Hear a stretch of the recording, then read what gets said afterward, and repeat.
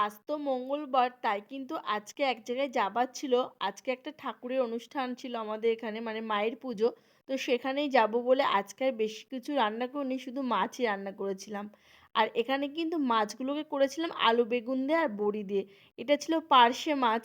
তো বাড়ির উপর থেকে মাছগুলো নিয়েছিলাম আর আজকে রান্না বান্না করে কিন্তু চলে যাব। আর এখন না এতটাই ঠান্ডা পড়ে গেছে যে সকালে ৬টায় ঘুম ভাঙছে না। ঘুম থেকে উঠতে, উঠতে প্রায় ৭টা বেজে যাচ্ছে।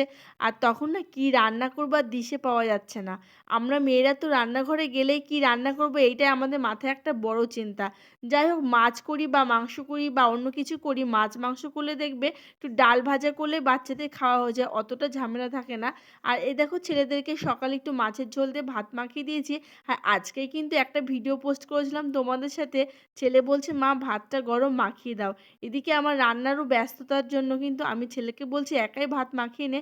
ছেলে বলছে না মাখিয়ে দাও। তখন আমি ছেলেকে হাসতে, হাসতে বলছি যে কতদিন পর্যন্ত ভাত মাখিয়ে দেবো? বিয়ে করলে তো মার আর দরকার হবে না। আর ছেলে দেখো অনেকটাই বড়, বেশ ভালোই কথা বলে ফেলেছে।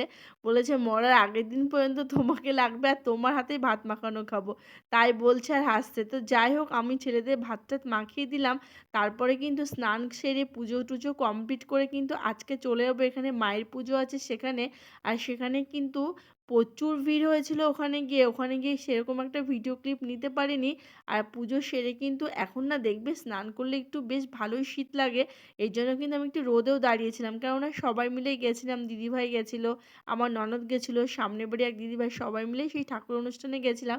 এই জন্য ওদের দেরি হচ্ছে বলে আমিও একটু রোদে দাঁড়িয়ে নিয়েছিলাম।